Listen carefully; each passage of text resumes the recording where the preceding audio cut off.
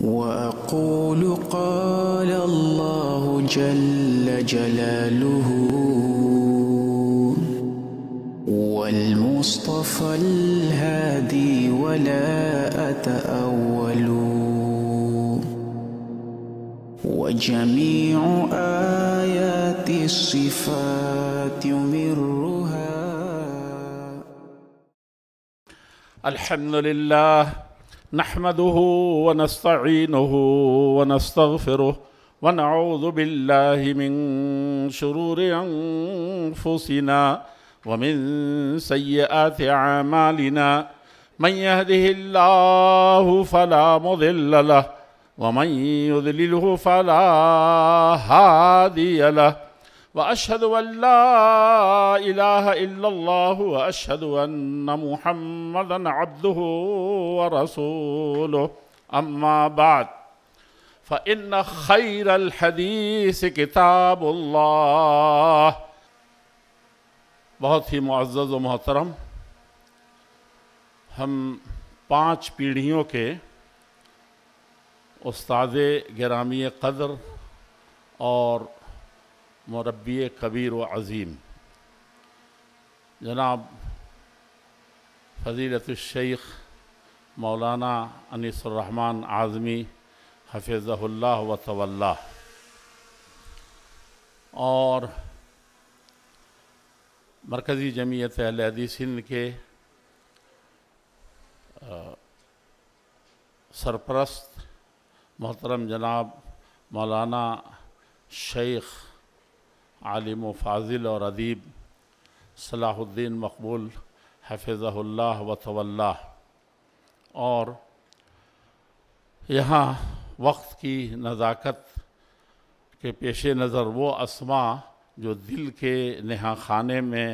پوری طرح سے پیوست ہیں اور زبان پر اچھل اچھل کر کے ان کے نام آ رہے ہیں، میرے دائیں سائڈ بھی اور بائیں بھی اور پیچھے بھی، جو سب اس لائق ہیں اور جماعت اور جمعیت اور ملت اور ملک کے حقیقت میں ماہ و انجم ہیں، بلکہ آفتاب و ماہتاب ہیں، وہ تمام حضرات اور بیت القصید جو ہمارے سامنے ہیں اور نظر جہاں تک دائیں بائیں جا رہی ہے اور جہاں تک انسان بستے ہیں، وہ سب میرے بھائیوں، عزیزوں، بزرگوں، یہ مجلس اللہ رب العزت والجلال کی توفیق سے جن عزیزوں نے، لیکن جن کبیروں اور بزرگوں نے، جن عزیزوں نے یہ بزم سجائی ہے، یہ مجلس آرائی کی ہے، وہ ہم سب کے شکریہ کے مستحق ہیں۔ اس عظیم نسبت کے حوالے سے بھی جو سب سے بڑی نسبت ہے اللہ رب العزت والجلال کے کلام سے، یعنی شہنشاہ کلام سے بھی اور کلام شہنشاہ سے بھی، جو کسی کے لیے بھی جائز نہیں ہے جو شہنشاہ کہا جائے یا اس کے کلام کو شہنشاہ قرار دیا جائے۔ بڑی عظیم نسبت ہے، اور اس نسبت نے بہتوں کو مجبور کیا ہے کہ ان کی ہزار مجبوریوں اور استعارات کے باوجود یہاں حاضر ہوں، اور سب چنیدہ اور برگزیدہ ایک طرح سے لوگ یہاں حاضر ہوئے ہیں، اور اس قرآن کریم کا یہی حق ہے جسے اللہ رب العزت والجلال نے، رب العزت والجلال اور احکم الحاکمین اور رب العالمین نے، جو سب سے بڑا ہے، اس کا کلام سب سے بڑا ہے، اور اس نے آسمان کی مخلوقات میں سے سب سے اشرف ترین مخلوق فرشتوں میں سے جبریل امین کو جس کے لیے چنا تھا۔ آج کم بڑی نسبت نہیں ہے اور کم اہتمام کے ساتھ اور کم دل گردے، بلکہ اصلی حقیقی لفظ جو جوامع الکلم ہو سکتا ہے، یا کلمات، سارے کلمات کا بھی بادشاہ ہو سکتا ہے، وہ ایمان ہے۔ ایمان، اس میں سے سب سے بڑے امانت دار کو، امین کو، اس سلامتی والے نے، اس امن والے نے اور ساری انسانیت کی بھلائی کرنے والے نے جبریل امین کا انتخاب کیا تھا۔ تو اس کی خدمت کرنے والے بھی اور اس سے منسلک ہونے والے بھی، اس کے منتسبین اور متعلقین بھی ذرا سوچیں کہ یہ کیا چیز ہے اور کن لوگوں کے حوالے ہونا چاہیے اور اس کی خدمت کون لوگ انجام دیں گے اور کہاں ہونا چاہیے۔ اِنَّكَ لَعَلَىٰ خُلُقٍ عظیم ایسے ہی نہیں ہے، وہ بہت پہلے ثابت کر چکے تھے، غار حرا کے طالب علم عظیم اور امین بننے سے پہلے امین کہلا چکے تھے۔ یہ بہت بڑی ذمہ داری ہے، اور میں تو ایک لفظ میں یہ کہنا چاہتا ہوں کہ تیرے ضمیر پہ جب تک نہ ہو نزول کتاب، گرہ کشا ہے ناراضی نہ صاحب کشاف، اور بھی الفاظ ہیں۔ میں یہ عرض کر رہا ہوں کہ اس کلام کا یہی مقام ہے، اور اس مقام کے ساتھ، اس عظمت کے ساتھ امت جب اٹھے گی تو یہ معاملات سب کے سب جس کے لیے ہم پریشان ہیں یا جس کے لیے ہم اکٹھا ہیں وہ سب حل ہو جائیں گے۔ مجھے جس عزیز گرامی قدر جنہوں نے یہ مجلس بلائی ہے، پرویز نقوہ صاحب، یہ ڈاکٹر صاحب کی فکر کی بلندی بھی ہے، دین سے ہمدردی بھی ہے، اور کتاب اللہ سے اول اور آخر محبت ہونی چاہیے، اور اس کو جس کے ہو گئی وہ اللہ تعالیٰ کا ہو کر کے رہ جاتا ہے۔ اس کتاب پر کی خدمت کے تعلق سے ان کے جذبات اور ان کے یہ خدمات ہم سب کے لیے لازم ہے کہ ان کا شکریہ ادا کریں۔ لیکن یہ کیوں ہم اسی پر اصرار کریں کہ سب شکریہ ادا کریں؟ کوئی 15 لاکھ کا پیشکش کرے اور کوئی 15 لاکھ اس کے اوپر کہنے کے لیے کہے اور سب کو ابھارے۔ میں تو یہ کہوں گا کہ آپ کے حصے میں، آپ کے رفقا کے حصے میں یہ فضل و کمال آیا ہے تو آپ اللہ کا سب سے زیادہ شکر گزار بنیے، منت منہ کہ خدمت سلطان، یہاں سلطان نہیں ہے، سلطان السلاطین ہے، شہنشاہ ہے۔ منت منہ کہ خدمت سلطان ہمی کنی، منت ازو شناس کہ بخدمت بداشتت۔ بہت بڑی خدمت اور بہت بڑی نعمت، اور اللہ رب العزت والجلال کا بڑا کرم ہے جو آپ کے ساتھ ہے۔ آپ جس قدر بھی شکریہ ادا کریں اس کا شکریہ نہیں ادا کر سکتے۔ ایک بات اور، میں اس موقع سے تھوڑا سا رک کر کے، لمبی بات نہ ہو جائے، لیکن اتنے سے ایک صدر کے لیے تو حقیقت میں اتنی اچھی تقریریں ہوتی ہیں، ایسے نکات آئے ہیں، اور ایسا دل نکال کر کے لوگوں نے اور علم کا نچوڑ رکھا ہے، اور ان کے بارے میں بھی چند جملے نہ کہے جائیں تو یہ صدارت کی اور صدر کی کتنی بڑی کمی ہوگی۔ لیکن ظاہر بات ہے کہ اس کی طرف تو تاک اور جھانک بھی نہیں سکتے، چند جملے بھی کہنا انتہائی مشکل کام ہے۔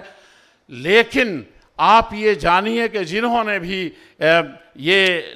لال و گوہر لٹائے ہیں وہ بڑے نصیب آور ہیں جو اپنا دامن مراد اس سے بھرتے ہیں۔ اس کے بھرنے کے ساتھ ہی میں تھوڑی سی ایک صاحب کے کلام میں آیا ہے، کچھ اندیشے آئے ہیں کہ قرآن کا مفہوم بالکل یہی ہے کہ وہ تلاوت کیجئے، یتلو علیہم آیاتہ ویزکیہم ویعلم، اور زادتہم ایمانا تلاوت ہی کے حوالے سے ہے، اور تلاوت ہی اس امت کا سب سے بڑا فریضہ ہے، خاص طور پر علماء کا۔ ترجمہ کا مسئلہ اور پھر ترجمہ کے بعد اقوام عالم تک پہنچانے کا مسئلہ، تو بتائیے مشائخ اور جن کے ہاں ہم طفل مکتب بننے پر شرف حاصل کر سکتے ہیں اور کبھی کر بھی چکے ہیں، وہاں ہم کیا لب کشائی کریں گے؟ فقہا نے بڑی بڑی کتابیں بھی لکھی ہیں اس پر، اور بڑے بڑے ان کے فرمودات ہیں، حمل القرآن الی ارض الکفار، اور کہاں کیسے پیش کریں، یہ بڑے بڑے مباحث ہیں، اور علماء اس میں بہت زیادہ۔ ہم تو اسی میں لٹکے ہوئے ہیں کہ قرآن چھو سکتے ہیں کہ نہیں، غلاف کے چھوئیں گے تو کیسے ہوگا، وَلَا يَمَسُّهُ إِلَّا الْمُطَهِّرُونَ، یہ کون سا مسئلہ ہے؟ پھر یہ مسئلہ کہ سارے عالم کے لیے قرآن ہے، وَمَا هُوَ إِلَّا ذِكْرٌ لِّلْعَالَمِينَ، عالمین کے لیے ہے، رب العالمین کی طرف سے ہے تو یہ عالمین کے لیے ہے۔ اور کیسے کیسے پہنچیں گے؟ وہ تمام وسائل، وہ تمام ذرائع، وہ تمام طریقے اور وہ تمام زبانیں اور وہ تمام راستے اپنائے جائیں گے جس کے ذریعے سے یہ قرآن ہر گھر میں پہنچ جائے۔ مدر ہو یا وبر ہو، ہر قلعے سے لے کر کے ہر ایک جھوپڑی، ہر ایک سرداب، ہر ایک کٹیے میں اس کو پہنچنا ہے۔ کیسے پہنچے گا؟ علماء عصر اس کا صحیح معنی میں تجزیہ کریں گے، کن بنیادوں پر پہنچایا جائے، اس کے ترجمے کیے جائیں۔ ترجمے کا ذکر آیا اور اس علاقے کا ذکر آیا تو علامہ وحید الزماں، نواب وحید الزماں کو کون بھلا سکتا ہے؟ آپ ان کی قرآن کی آفرینی کو دیکھیں اور 2 جلدوں میں جو انہوں نے قرآن کا ایک طرح سے جان رکھا ہے، وہ تو دنیا میں ایسی عظیم چیز ہے. میں کہتا ہوں کہ اب ساری انسائیکلوپیڈیا اور سارے کمپیوٹر اور کیلکولیٹر لے کر کے اس طرح سے اچھوتی کتاب نہیں لکھی جا سکتی. اور پھر اس کے مضامین سے متعلق ہیں تو یہ خطہ تو زرخیز رہا ہی ہے، لیکن ہماری ایک مجبوری یہ ہے کہ ہم پتا پتا بوٹا بوٹا حال ہمارا جانے ہے، جانے ہی نہ جانے گل ہی نہ جانے باغ تو سارا جانے ہے. ساری دنیا جانتی ہے، لوہا بھی مانتی ہے، لیکن ہم اپنے سے بے خبر ہیں. پتہ نہیں یہ بے خبری ہمیں کہاں لے جائے گی. بہت سی چیزیں ہیں یہاں نواب صاحب کا ذکر ایسے ہی آ گیا. کتب ستہ کا ترجمہ کیا تھا. وہ ایک وقت کی مصیبت ہوتی ہے کہ ایک چیز میں کوئی ادیب بڑا ہو جاتا ہے تو اس کی دیگر خدمات دب جاتی ہیں، خود لوگ دبا دیتے ہیں، حالانکہ وہ اس سے کہیں بڑی ہوتی ہے. اسی طرح قرآنیات کے سلسلے میں ان کا وہ مقام تھا اور اس کے نشیب و فراز تھے اور اس کے پس و پیش تھے، وہ سب جاننے کی ضرورت ہے، بہرحال ادھر جانے کی ضرورت ہے. یہاں میں یہ بات اصل عرض کرنا چاہتا ہوں بہت زیادہ فکر مندی کے ساتھ کہ قرآن کے ترجمے اللہ کرے گھر گھر پڑھایا جائے سپارہ محمدی. اور ابھی جو کہا تھا کہ اسے عادی نہ سمجھنا، مجھے شعر یاد ہی نہیں رہتا برجستہ والا جلدی والا،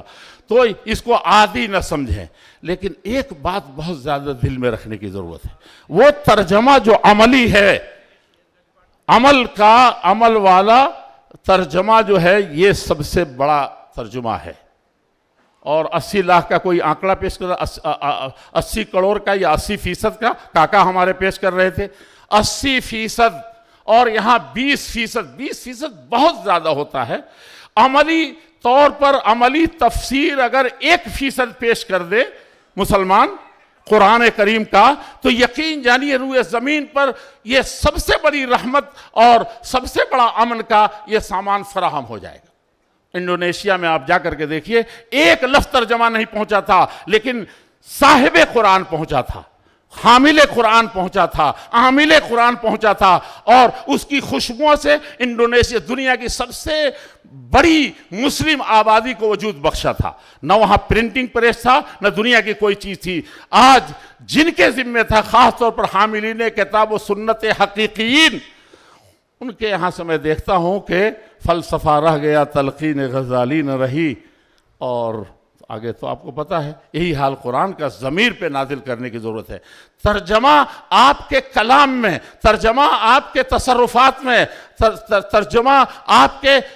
تمام معاملات میں، جب تک یہ ترجمہ نہیں آئے گا، ہم کہتے ہیں اس معنی میں نہیں کہ پوری دنیا کی طاقت ترجمے میں صرف کر دی جائے تب بھی حق نہیں ادا ہوگا. میں اس معنی میں نہیں کہہ رہا ہوں، میں اس معنی میں کہہ رہا ہوں کہ ای خیال است محال است جنوں. دنیا آپ کے اس قرآن کو جو چلتا ہوا کان خلقہ القرآن،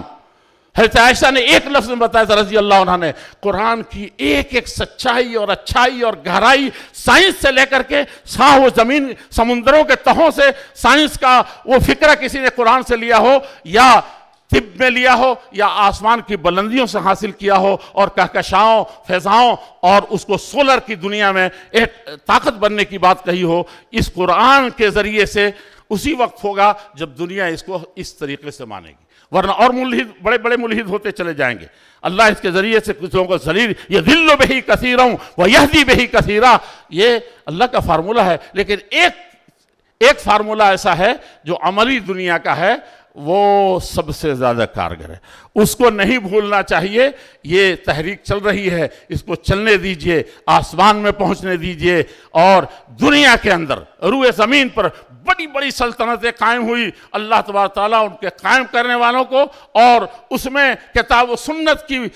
روح کو زندہ کرنے والوں کو، اپنی زندگی کھپا دینے والوں کو اللہ غریق رحمت کرے اور ان کو اس کا بہترین بدلہ دے. لیکن ابر القرون ایسا کبھی نہیں ہوا جو قرآن مجمع الملک فہد نے انجام دیا تھا.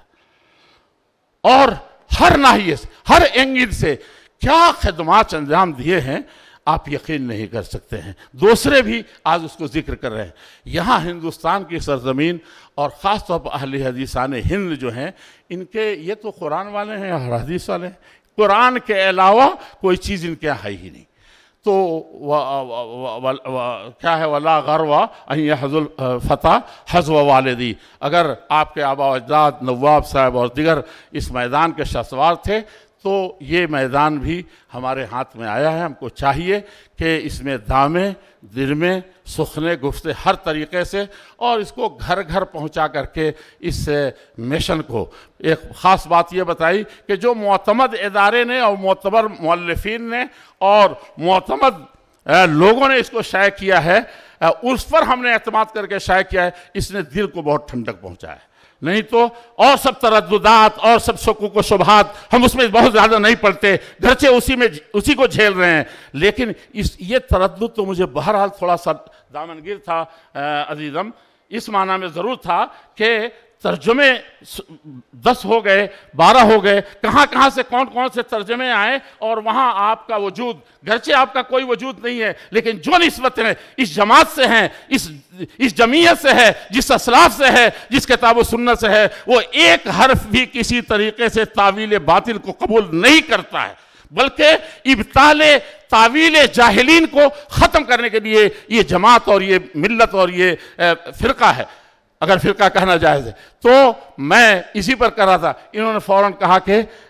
معتمد اداروں کے شائع کیے ہوئے معتبر علماء کے جس پر اعتماد ہے وہ اس پر ہم نے اعتماد کیا ہے، تو مجھے اطمینان ہوا۔ میں آپ سے ایک بات اور جلدی سے عرض کرنا چاہتا ہوں، یہ ابھی جو ہوٹلوں کا کاکا نے ذکر کیا ہے، ہوٹلوں کا اور مختلف اتنی زبانوں میں بائبل کا اور دنیا کا ٹھکانہ کا، بہت افسوس ہوتا ہے کہ مجھے ملک اگر قائم نہیں ہوا ہوتا اور اس نے اتنے نہیں کیے ہوتے تو ہم منہ دکھانے کے لائق نہیں ہوتے۔ یہ بہت بڑا مسلمان، ساری دنیا اگر مل کر کے شکریہ ادا کرے تو نہیں کر سکتی، لیکن میں ایک ہائسن ہوٹل، اسی قرآن کی نسبت سے وہ ہوٹل مجھے یاد رہا، کیرلا کا، آج 25 سالوں سے میں جا رہا ہوں۔ پہلی مرتبہ جب جامعہ سلفیہ میں مدرس ہونے کی حیثیت سے میں گیا تھا وہاں، تو وہاں دیکھا تھا بائبل رکھا ہوا ہے۔ دوسری تیسرے چوتھے سفر میں اسی ہوٹل میں نے دیکھا کہ گیتا بھی رکھا ہوا ہے، اور جب قرآن جلایا گیا تھا جمعیت میرے آنے سے کچھ ہی دنوں پہلے، اور اس میں آپ نے دیکھا کہ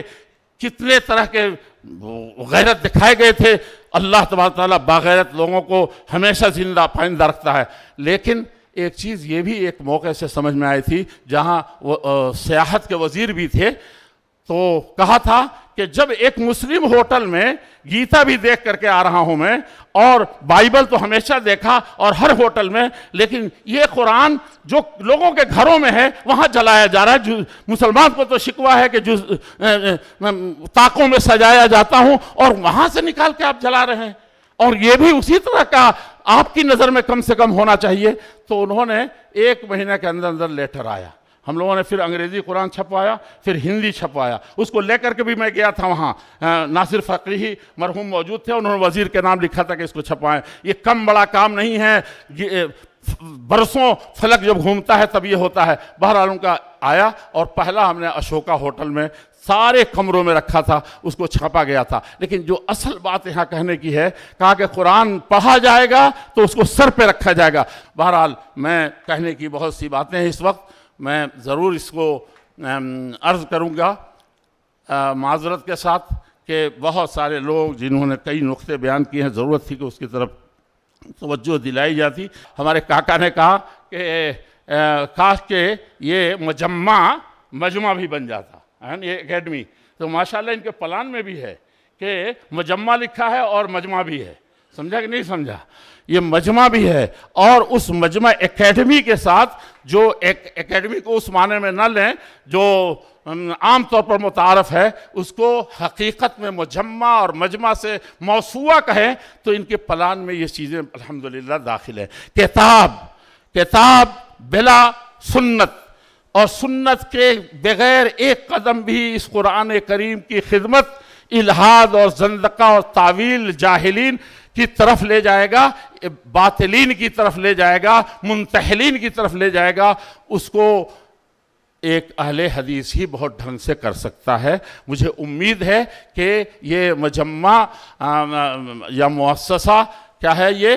مجمع قرآن اور مؤسسہ دارالہدیٰ، اور اسی طریقے سے مجمع مجمع القرآن بھی، یہ سب مل کر کے انشاءاللہ یہ ایک نئی تاریخ رقم کرے گا، اور اللہ کی رحمت کا پیغام ساری انسانیت کے نام اور ہندوستان کے نام حقیقی طور پر یہ خدمت جو بنیادی خدمت ہے مولانا، یہ صرف علم کی قرآن کی خدمت نہیں ہے، حدیث کی نہیں ہے، مسلمانوں کی نہیں ہے، یہ صرف ہندوستانیوں کی نہیں ہے، یہ انسانیت کی خدمت ہے، اور اس میں اللہ رب العزت والجلال اپنی برکتوں سے شاد کام فرما دیں۔ میری دعا ہے کہ اللہ رب العزت والجلال، امت اس وقت دلیدر کا شکار ہے، انسانیت دو راہ پر کھڑی ہے، اور اس میں ہمارے ماضی کے سارے نشیب و فراز موجود ہیں، آنے والے دنوں کے تمام ہر طرح کے واقعات اور جو کچھ اس دنیا میں برپا ہو رہے ہیں اور آخرت میں جو لوٹ کر کے ہونے والے ہیں، وہ سب اس قرآن کریم میں ہے، اور اس وقت کس چکر میں ہم لوگ پھنسے ہوئے ہیں ان سب کا مداوع اور علاج بھی اس میں ہے۔ اللہ جل شانہ یہ اور اسی طرح سے ہمارے دین کے قلعے جو سارے مدارس کی شکل میں، جامعات کی شکل میں پورے ہندوستان میں ہیں، اور اسی کے پروردہ یہ جوان بھی ہیں، یہ علماء بھی ہیں، اور یہ اس کے قائم کرنے والے پرویز نقوہ بھی ہیں۔ اللہ تبارک تعالیٰ ان اداروں کو بھی اور دیش کے لیے، ملک کے لیے، ملت کے انسانیت کے لیے مفید بنائے۔ وَأَكْتَفِي عَلَى هَذِهِ الْكُلَيْمَاتِ وأرجو أن يكون هذا المجلس مجلس خير وبركة، وأرحب جميع من ساهم فيه، وخاصة الإخوة المشايخ الذين شرفونا بهذه المناسبة وشجعونا، رافقتهم السلامة في حلهم وترحالهم۔ والسلام علیکم سے پہلے ہو گئی نا عربی بھی جی۔ السلام علیکم ورحمۃ اللہ وبرکاتہ، وآخر دعوانا الحمدللہ رب العالمین۔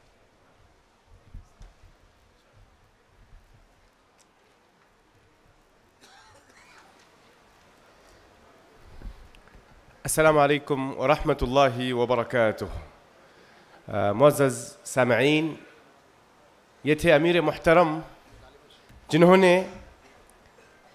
اپنے مختصر اور جامع خطاب میں سمندر کو کوزے میں سمویا ہے۔